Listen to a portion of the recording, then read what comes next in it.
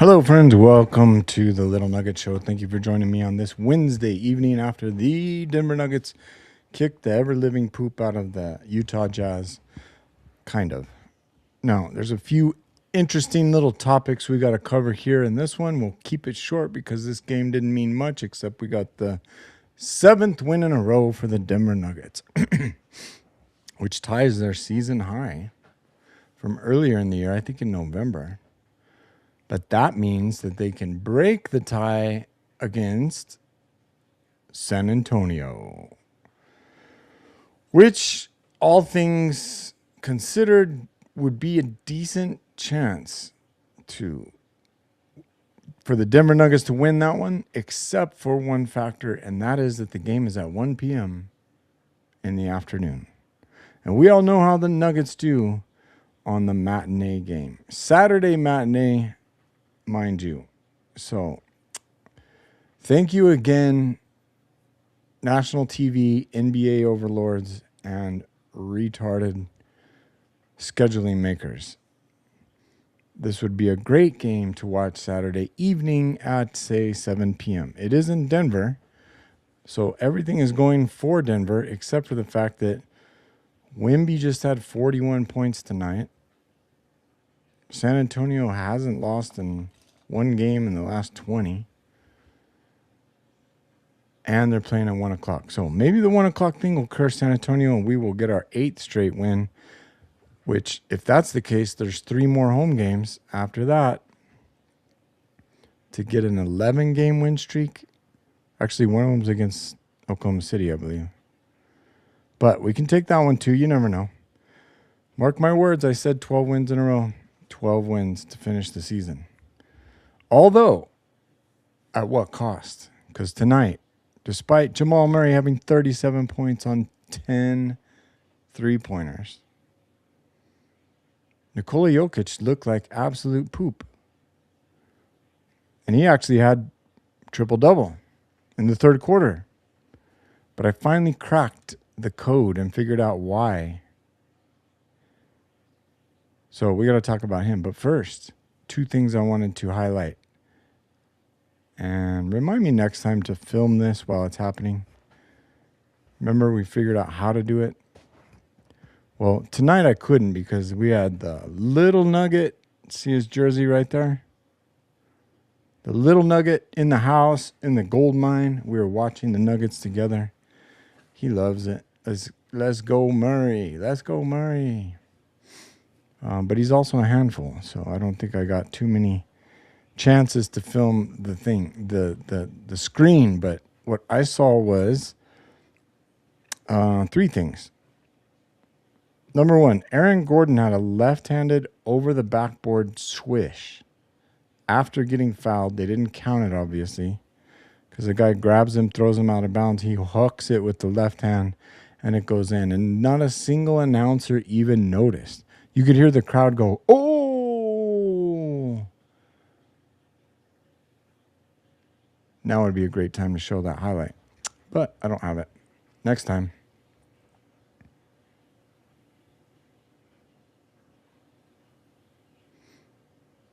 I just see that Facebook is... What's wrong with you?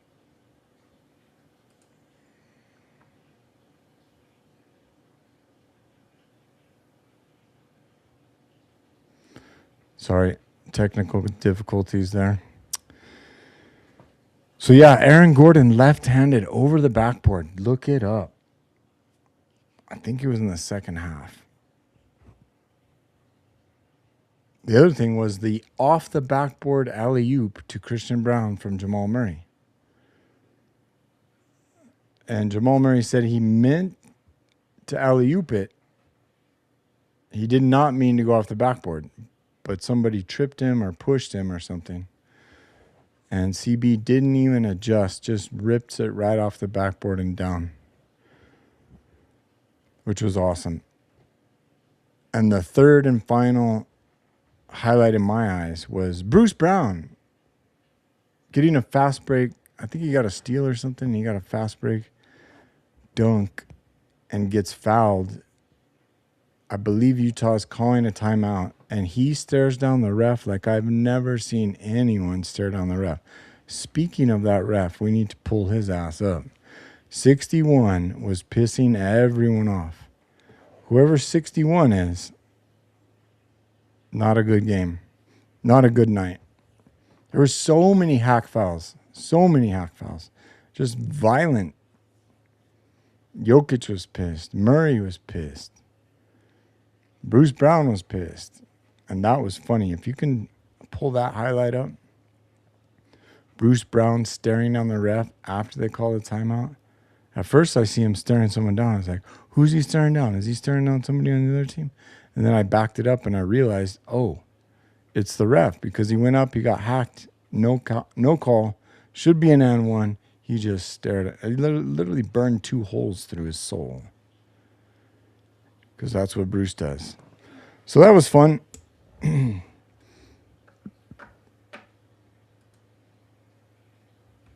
you remember what I looked up to find NBA referees?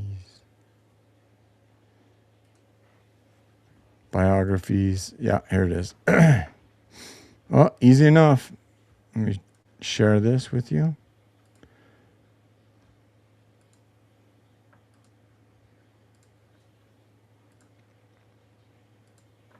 '61. Ooh, they're not in order, of course. Well, let's go back to the top then. What order are they in? Alphabetical order. Of course they are. Because we all know their names, right? Okay, stop me. Let me know if you see 61. Jenna Schroeder. Not going to lie, the chicks piss me off for the most part.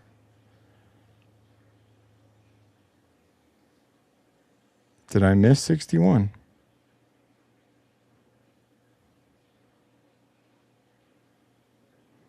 I know for sure it was 61. Oh, there he is. Boom. Courtney Kirkland. Bro, 24th season. 2 years older than me, believe it or not. Courtney Kirkland has officiated 1,371 regular season games in 23 seasons. Apparently he's bored and doesn't really like to call fouls anymore. He has also worked 59 playoff games, including 4 NBA Finals games. Kirkland was a member of the crew that officiated the 2021 NBA All-Star Game in Atlanta, which honored HBCUs. All 3 officials in the game attended HBCUs because, okay. Kirkland also officiated the 2020 NBA All-Star Game to Chicago, making him one of 5 officials in history to work consecutive All-Star games. I don't think the All-Star refereeing means anything. 2 seasons in the WNBA, 3 seasons in the CBA, working in the finals, both leagues. He was a high school official for 4 years in Louisiana. Bachelor's degree in CS from Southern University at Northwestern High School in his native Flint, Michigan. He was part of the basketball team that reached the state semis in 1991 and 92. My school won the state championship in 1992. And I played the next year I was a freshman in 1992. I played in the defending state championship team, which wasn't the same in 1993 as a sophomore. Anyway, off the court, Kirkland has been involved in efforts. Okay, well, he enjoys playing golf, exercising, and writing. Can't wait to read your writing on this game. Not gonna lie. TV show Billions, movie The Matrix, book Total Money Makeover. Okay. Favorite app NBA. Why not? All right. It's easy to hate on the outside, but during that game, oh my God. They were pissed at his ass.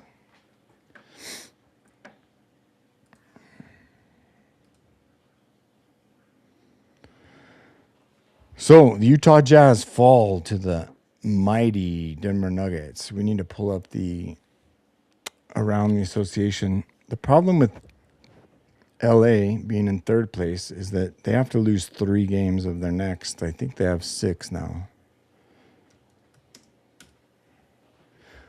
But they ain't losing. I think they had a chance to lose today and did not. Or was that yesterday?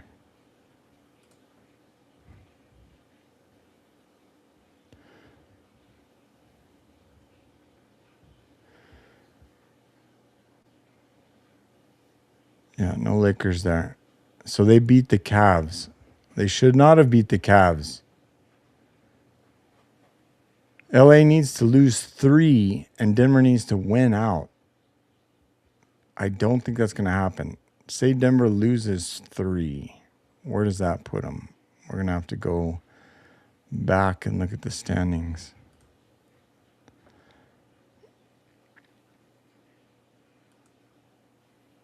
Oh, the Nuggets have clinched a playoff position.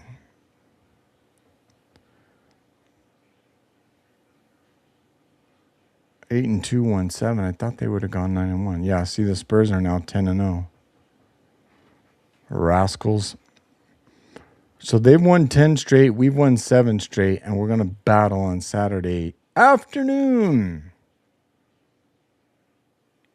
New rules. No back-to-backs and no games before, I don't know, 6 p.m. Ridiculous.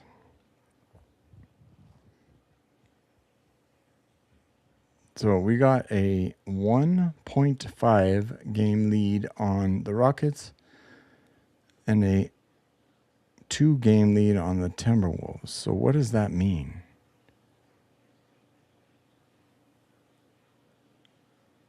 How did the Timberwolves slip to 6th? The Rockets are now in 5th, which is good because we want the Rockets. Because if we get the Rockets in as the 4 seed, we have home field advantage, home court advantage over the Rockets. That'll be nice.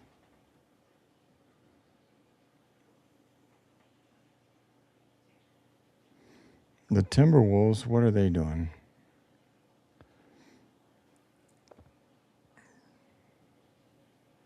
They are playing the Pistons, so they might lose again. If they lose again, I could see them losing there. I could see them losing one of those. And the Timberwolves Rockets on the 10th. That's going to be a big game, maybe. I don't know. I see a couple more losses for the Timberwolves, which is good because if Denver has a couple more losses, Denver basically needs 4. No, they have the tiebreaker on both of them. And what do we say? They had a 3-game lead? 2-game lead, oh. So Denver would have to lose 3 more games than whatever the Timberwolves lose. So if the Timberwolves win out, Denver loses 3, they will be lower than Minnesota. I don't know what Houston does, but it's the same story there. They have to win 2. They would have to win. But the half games don't matter right now because half games only mean they haven't played the same amount of games. So Denver's played 77 games, and the Rockets are 76. And the Timberwolves are 75? How do they have that many more games? Huh.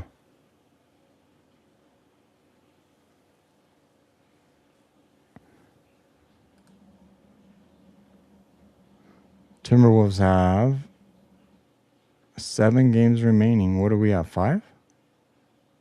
Yeah, 5. And they have 7. That's weird. Tomorrow will be 6. Then 5, 4. Ah, they got a back-to-back. Look at that. Well, it'll be interesting. It's going to come down to the wire, it looks like. That means that all the marbles are going to be riding on this Saturday's game against San Antonio. That's going to be a big one. Saturday at 1 p.m. Thank goodness we don't have a track meet that day. So I'll be here Saturday at 5 p.m. to either lick our wounds.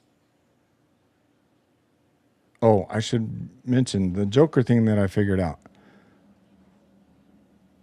I think Joker's,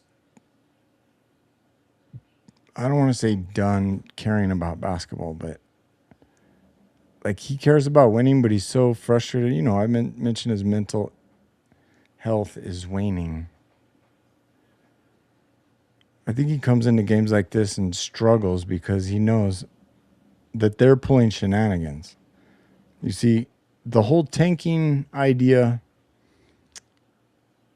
just doesn't make sense to me in my head, but I'm starting to figure it out. So the way Utah tanked last time, even though they were beating us, was that they literally sat the guys that were on fire, the two guys that were doing good in the fourth quarter, and basically allowed Denver to win the game, from what I could tell. This time they sat like 7 people for tightness and soreness and injuries and whatnot. So they put out their scrubs, and the idea was, here's how we're going to get beat. We're going to play them in a certain way that they beat the absolute living shit out of us. Here's what we're going to do. We're only going to cover Jokic with one person, and we're going to put a small guy on him and just let him cook. Well, Jokic realized that, and he's like, I don't want to play that game. He would pass, even he would get the ball and turn on his little guy. And as we saw with Valanciunas, you could easily drive on these little guys and finish. If Valanciunas is doing it, Jokic can do it. But Jokic, 9 times out of 10, was going to pass it to somebody no matter what. He was passing to people that weren't even open. He was passing to the other team, and he was passing it out of bounds. He did not want to score. And I think that it's like I'm trying to think of a Western movie or something where the guy loses his gun, or one guy sets his gun down and the other guy's like, no, I'm not going to fight you. If you don't have a gun, it's not a fair fight. We're not going to fight. That's kind of what Jokic is like. You guys are tanking and you're going to play me like this. Although I still think it's a bitch move, Jokic. You should go out and dominate every game. No matter what they give you, dominate. Yes, find what the game gives you. But the game was giving you wide open 60 points in the paint. They weren't doubling you. They were putting small guys on you. Like, cut that shit up. Dish out some cheeseburgers too, but after you drive. I'll be interested to see on Saturday what Jokic's mentality is. Because maybe he's frustrated with the bullshit with the refs, which we understand. They're bad. They're terrible, terrible. Maybe he's focused on the playoffs only, knowing that things will change in the playoffs because they don't call any fouls for both teams. You know what the problem with Denver is? That they don't foul. They don't like to foul that much. Like, when you see them start to get aggressive, they make steals. They don't even foul. Other teams are just like hack-a-fest, hackathon, boom, boom, boom, boom, boom, boom. And that's going to be ugly. I can't remember what San Antonio does, but we all know OKC does it. And that's going to be a mother. So enjoy this 7-game win streak while you can. We don't think it will last. Hopefully, I believe if they beat San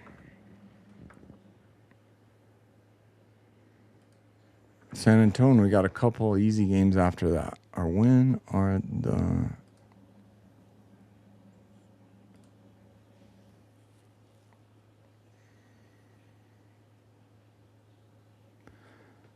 Blazers, Grizzlies, Thunder, Spurs. Wow, way to finish the year with the top 2 teams in the NBA. Hopefully they're tanking at that point. That win on Saturday would go a long, long way. Because not only would it knock the Spurs out of reach of, I think, the Thunder. So they've played 76 and they've played 76, okay? And Denver's played 77.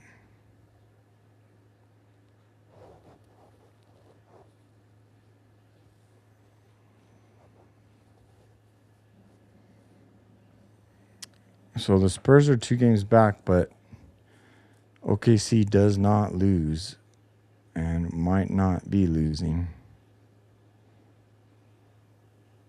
against the Jazz or the Lakers. Ooh. The Thunder and the Lakers. One of them has to go down. How did I not see that with the Lakers schedule? Okay, so one of them have to... Oh, they play twice. Look at that. Bam, bam. Denver might... I don't know. Let's see. If the Thunder dish out the Lakers 2 losses there, and the Lakers can lose 1 more, and Denver wins out, Denver's in 3rd. That's ideal. Actually, man, there's only the fewer games left, the more complicated it gets, it seems, even though it should be the opposite. So they've got 6 left, 2 of them against the Thunder. Mavericks, Warriors, Jazz, Suns. Okay, they should win all of those. So I don't... In 6 games, they have to lose 3. Not going to happen. They needed to lose against the Cavs. Okay, well, we'll resign ourselves to 4th at least. At most, I should say. Because we could definitely fall to 6th.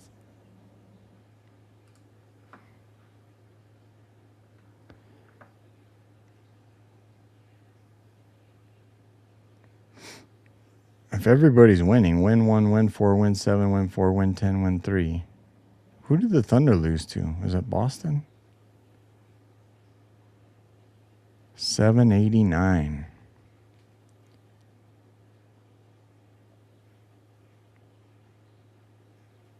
$60 wins for the Thunder.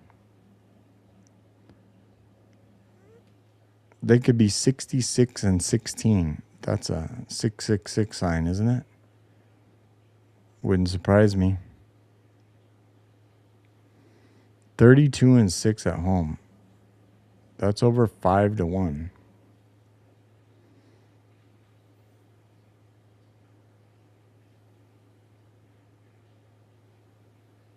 Over 3-1 away. What's Denver? Not even 2-1 on either one.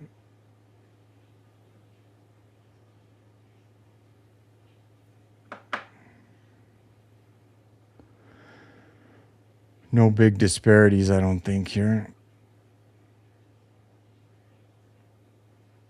I don't know. What do you see? What do you see? Anything?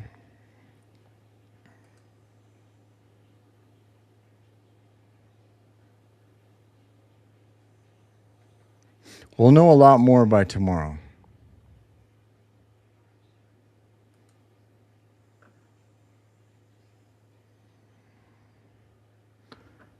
We will know a lot more by tomorrow. It doesn't really matter if the Lakers lose. So what we kind of need is for the Thunder to lock in their position before we play them on the 7, 9, 10. Oh, that's the Lakers.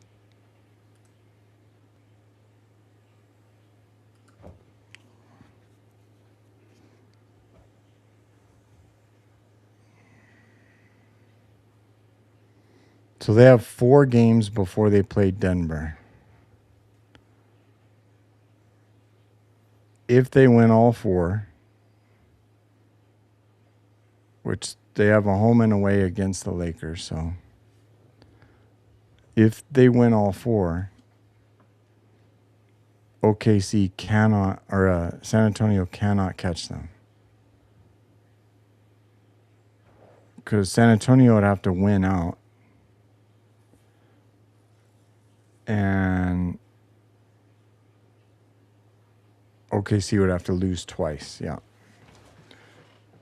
So maybe. They lose one of those to the Lakers and then one to then they're going to come hard for the Thunder or the Nuggets. Because if the Nuggets beat them and Wemby hasn't lost, we basically set the table on Saturday if we beat the Spurs. Because we've got to lock the Spurs in the second and lock OKC in the first so that they sit their guys in their last two games.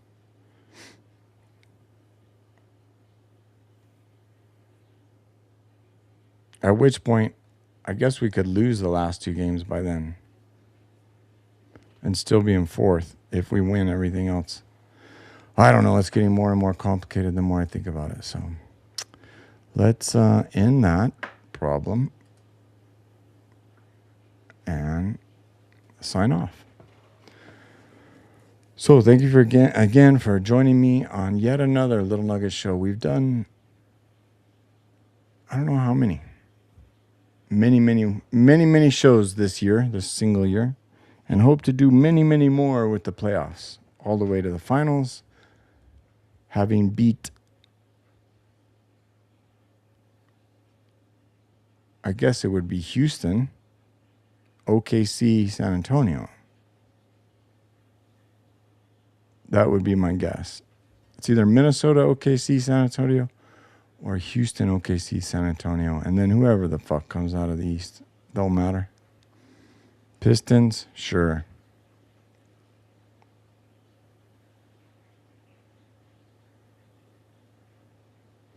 So, good night. We'll see you. Also, swing by tomorrow at 11 p.m., I believe, if you want to see the Eyes to See show or the Grow show. I don't know which one I'm doing. Busy times, but I'm going to get to work, get to sleep. Signing off one more time from the gold mine here down in the Colorado basement. In the Nuggets interconnected universe. Go Nuggets. And come on, Jokic, pull your head out of your ass and stop being so frustrated. Play like Murray. Good night.